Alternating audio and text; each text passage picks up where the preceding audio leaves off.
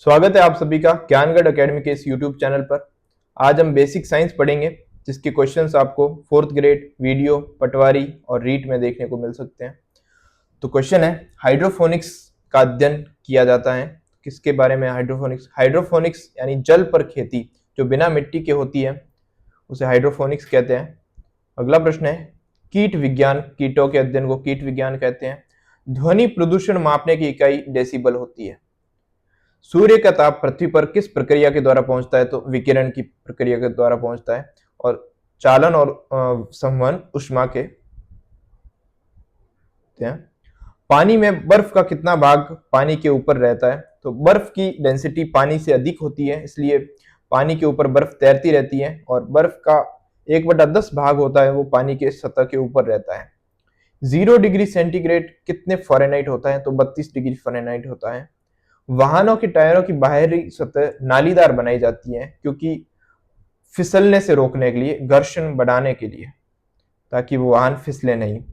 ताप का एसआई मात्रक क्या होता है? केल्विन। मनुष्य के शरीर का तापमान कितना होता है? तो 37 डिग्री होता है मनुष्य के शरीर का तापमान। एक सामान्य व्यक्ति 1 मिनट में कितनी बार सांस लेता है? तो 16 से 18 बार वो सांस लेता है।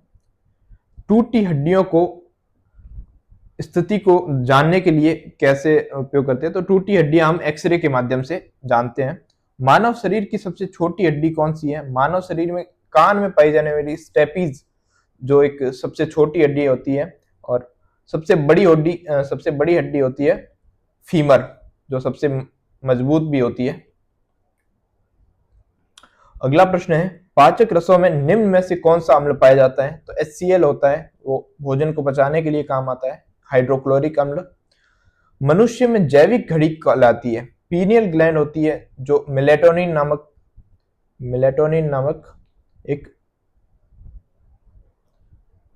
मेलेटोनिन का स्राव करता है, जो जैविक घड़ी का कार्य करता है। अगला प्रश्न है, मानव शरीर में एक अंतःस्रावी ग्रंथि कौन नहीं है निम्न में से? तो लार ग्रंथि।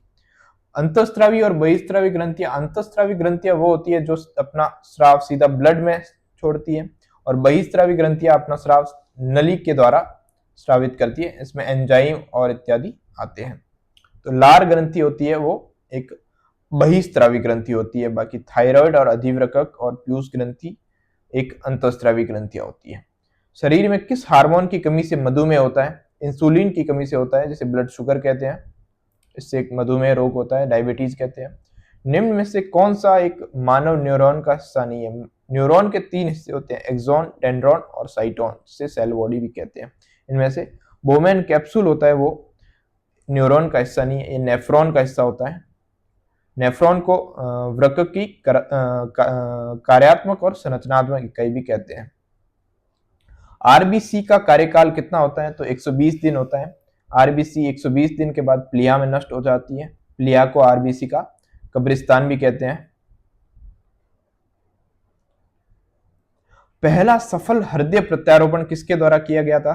तो CN बनार्ड के द्वारा पहला सफल हृदय प्रत्यारोपण किया गया था।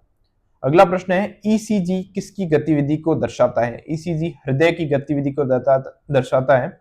ईसीजी की फुल फॉर्म होती है इलेक्ट्रोकार्डियोग्राफ। हृदय और उसकी बीमारियों का अध्ययन किस शाखा के अंतर्गत आता है? तो कार्डियोलॉजी जो होती है वो हृदय से संबंधित बीमारियों का अध्ययन कराती है। और हिपेटोलॉजी होती है वो लिवर, पैनक्रियास और गॉल ब्लैडर से संबंधित बीमारियों का अध्ययन होता है। हिमेटोलॉजी में ब्लड से रिलेटेड बीमारियों का अध्ययन किया जाता है। और क्रोनोबायोलॉजी में जैविक घड़ी के संबंध में अध्ययन किया जाता है। अगला प्रश्न है, मानव का 1 मिनट में कितनी बार हृदय धड़कता है? तो 72 बार होता है एवरेज। मनुष्य के शरीर में हृदय को एक बार धड़कने के लिए कितना समय लगता है? तो मनुष्य के हृदय को एक बार धड़कने के लिए 0.8 सेकंड का समय लगता है।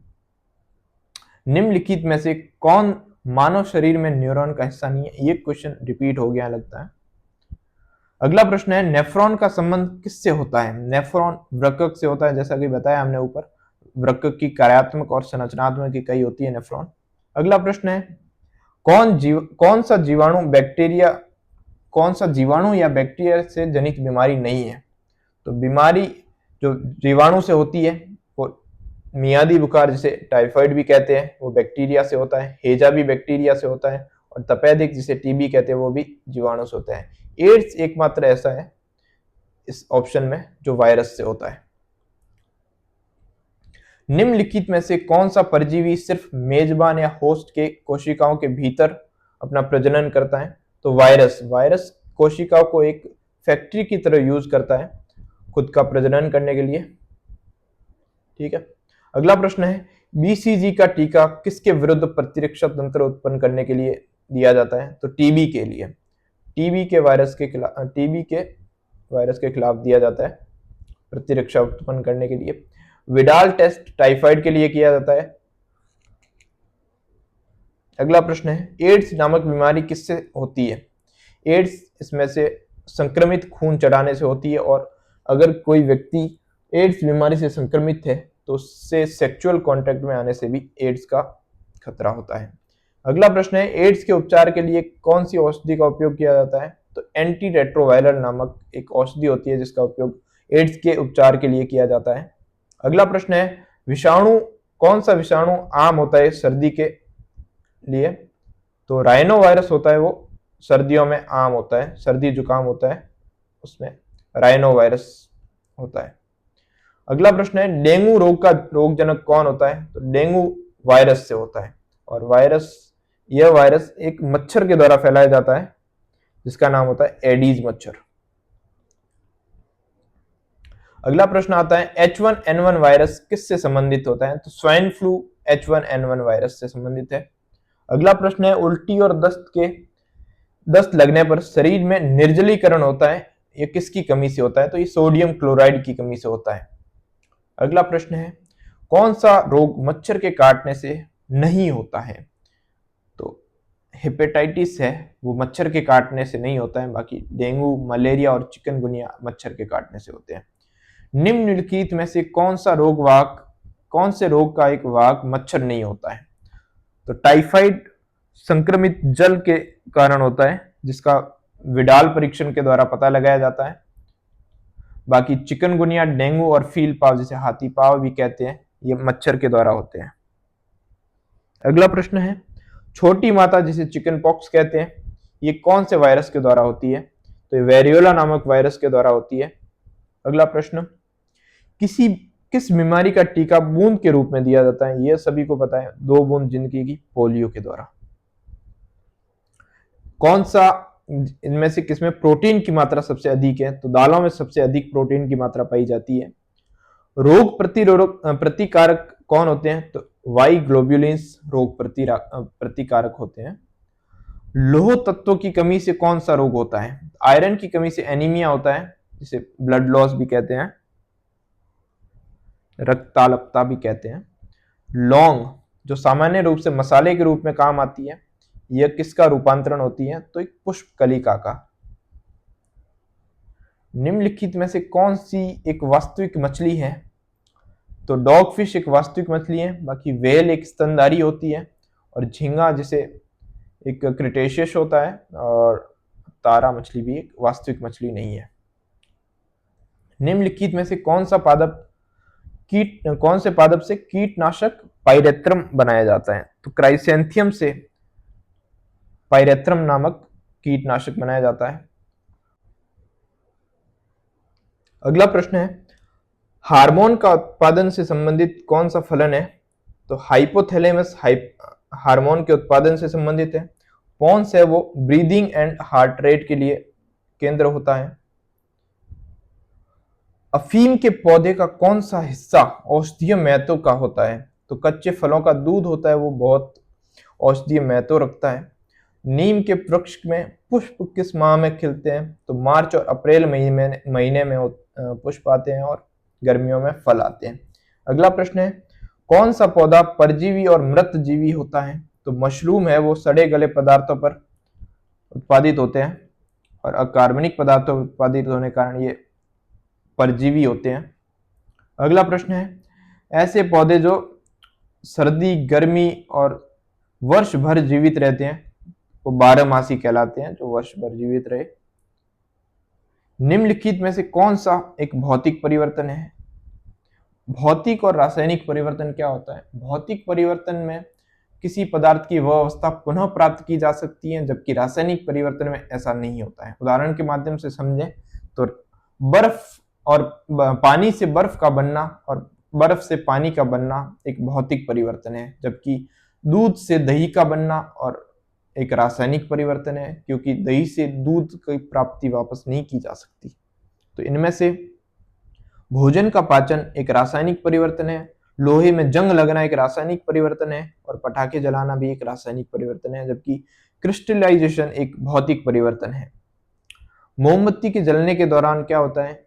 मोमबत्ती का जलना भौतिक और रासायनिक परिवर्तन दोनों होते हैं।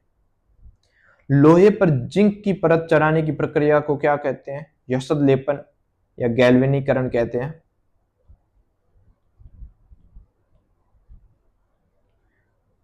अगला प्रश्न है, यदि हम सेब को काटकर खुली हवा में रख देते हैं तो उस पर लाल भूरे रंग की एक परत आ जाती है, तो ये किस कारण होता है? ये आयरन ऑक्साइड के कारण होता है, जो ऑक्सीजन से क्रिया करके ऑक्साइड बना देता है। अगला प्रश्न है, लोहे की चादर पर जिंक की परत चढ़ाना, ये गैल्वेनीकरण है, समझा ही दिया है ऊपर। शुष्क बर्फ क्या होती है? कार्बन डाइऑक्साइड को कंप्रेस करने से शुष्क बर्फ में तब्दील हो जाती है। अगला प्रश्न है, स्टार्च और आयोडाइड पत्र का उपयोग किसके लिए किया जाता है? तो किसी ऑक्सीकारक का पता लगाने के लिए इसका उपयोग किया जाता है। अगला प्रश्न है, कौन से तत्व का मानक दाब एवं कमरे के तापमान पर तरल होता है या द्रव में होता है? तो मरकरी और ब्रोमाइड, मरकरी जिसे पारा भी कहते हैं, यह कमरे के ताप पर द्रव अवस्था में मिलते हैं, जबकि हीलियम और क्लोरीन ये कमरे के ताप से थोड़ा अधिक ताप पर द्रव अवस्था में मिलते हैं। अगला प्रश्न है, कौन सा अधातु इलेक्ट्रोड बनाने के लिए प्रयोग किया जाता है जो विद्युत का सुचालक भी होता है? एक अधातु ग्रेफाइट। ग्रेफाइट का उपयोग एक विद्युत सुचालक के रूप में भी किया जाता है इलेक्ट्रोड बनाने के लिए। अगला प्रश्न है, तांबे के बर्तनों को आर्द्र वायु में खुला रखने पर उन पर हरी परत आ जाती है, यह किस लिए होता है? तो कॉपर ऑक्साइड के कारण होता है ये। अगला प्रश्न है, प्राकृतिक बहुलक नहीं है निम्न में से? तो स्टार्च एक प्राकृतिक बहुलक है, आरएनए और सेल्यूलोज एक प्राकृतिक बहुलक है, जबकि रेयॉन है वो एक प्राकृतिक बहुलक नहीं है, कृत्रिम बहुलक है। अगला प्रश्न है, दूर की वस्तु से आने वाला प्रकाश नेत्र लेंस के सामने अपवर्तन के बाद रेटिना के सामने एक बिंदु पर अभिसारित हो जाता है, इसे कौन सा नेत्र दोष कहते हैं? तो इसे मायोपिया या निकट दृष्टि दोष कहते हैं। अगला प्रश्न है, उत्तल दर्पण का प्रयोग किस लिए किया जाता है? तो इसमें वाहनों के पीछे के दृश्य को देखने के लिए उत्तल लेंस का प्रयोग किया जाता है। किसी प्रिज्म के द्वारा किसी रंग के प्रकाश की किरण का विचलन सबसे कम होता है, किस रंग का कम होता है? तो विबग्योर। इसमें वायलेट का सबसे कम होता है, यानी बैंगनी रंग का। अगला प्रश्न है, बिजली धारा की इकाई किसमें मापी जाती है? तो बिजली की धारा की इकाई एम्पियर में मापी जाती है। अगला प्रश्न है, जल का रासायनिक सूत्र क्या होता है? तो H2O जल का रासायनिक सूत्र होता है। मानव शरीर का सबसे कठोर भाग कौन सा होता है? मानव शरीर का सबसे कठोर भाग दांत की एनेमल होती है, वो सबसे कठोर होती है। अगला प्रश्न है, ग्रीन हाउस प्रभाव किस गैसों में सबसे अधिक होता है? किस गैस से? तो कार्बन डाइऑक्साइड से सबसे अधिक ग्रीन हाउस इफेक्ट देखने को मिलता है। अगला प्रश्न है, डीएनए का पूरा नाम क्या होता है? तो डीऑक्सी राइबो न्यूक्लिक एसिड होता है डीएनए का पूरा नाम।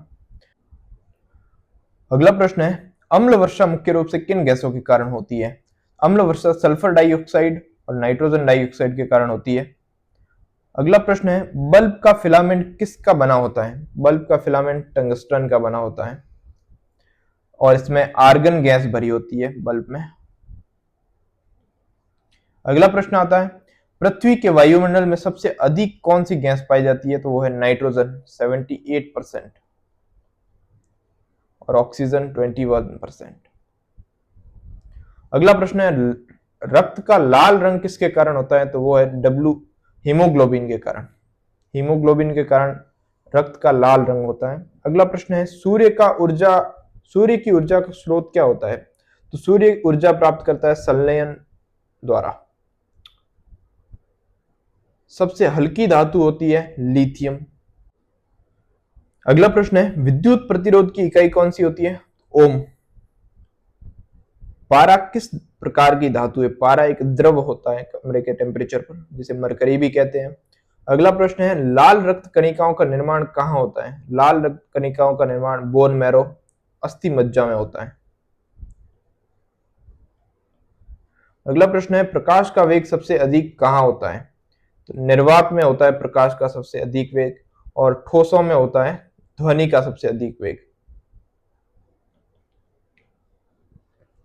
निम्नलिखित में से कौन सा विटामिन जल में घुलनशील होता है? तो बी और सी विटामिन जल में घुलनशील होता है। अगला क्वेश्चन है रक्त में कौन सी कोशिका रोग प्रतिरोधक होती है? तो WBC रोग प्रतिरोधक होती है। वायुमंडल में सबसे अधिक मात्रा में कौन सी गैस पाई जाती है? तो अभी बताया था नाइट्रोजन 78% होती है, जो सबसे अधिक होती है। अगला प्रश्न है H2O2 का सामान्य नाम क्या होता है? तो हाइड्रोजन परऑक्साइड H2O2 को कहते हैं। मानव फेफड़े में गैसों का आदान प्रदान कहाँ होता है? तो एल्विलाई में होता है सबसे अधिक। अगला क्वेश्चन है डीएनए किसमें संचित होता है? तो डीएनए कोशिका के केंद्र में संचित होता है। नेक्स्ट है ध्वनि की चाल सबसे अधिकतम कहाँ होती है? तो ठोसों में होती है, इस्पात में। इस्पात एक ठोस है। अगला प्रश्न है विद्युत धारा की इकाई कौन सी होती है? विद्युत धारा को एम्पियर में मापा जाता है। अगला प्रश्न है रेडियो तरंगों की खोज किसने की थी? तो मार्कोनी ने रेडियो तरंगों की खोज की थी। नेक्स्ट है इलेक्ट्रॉनिक बल्ब का फिलामेंट किस धातु का बना होता है? तो टंगस्टन का बना होता है इलेक्ट्रॉनिक का फिलामेंट। अगला प्रश्न है ब्लू विट्रियोल किसका सामान्य नाम है? तो ब्लू विट्रियोल कॉपर सल्फेट पेंट्राहाइड्रेट का सामान्य नाम है। अगला प्रश्न डीडीटी का रासायनिक नाम क्या है? तो डाइफिनाइल ट्राइक्लोरोएथेन डीडीटी का पूरा नाम है। मनुष्य के शरीर में सबसे बड़ी ग्रंथि कौन सी है? तो सबसे बड़ी ग्रंथि है लिवर, और जबकि सबसे बड़ी अंतःस्रावी ग्रंथि है अग्नाशय। पाचन की क्रिया कहाँ से शुरू होती है? तो पाचन की क्रिया मुख से ही शुरू हो जाती है। लार में एमाइलेज होता है जो कार्बोहाइड्रेट का पाचन करता है। जल का पीएच का मान क्या होता है? तो 7 जल की पीएच होती है। विटामिन डी की कमी से कौन सा रोग होता है? विटामिन डी की कमी से रिकेट्स होता है। सी से स्कर्वी होता है। बी से बेरी और ए से रतौंधी होता है। बल्ब में किस गैस का प्रयोग किया जाता है? तो हमने बात की थी आर्गन गैस का प्रयोग किया जाता है। चलिए इसके साथ ही ये समाप्त होता है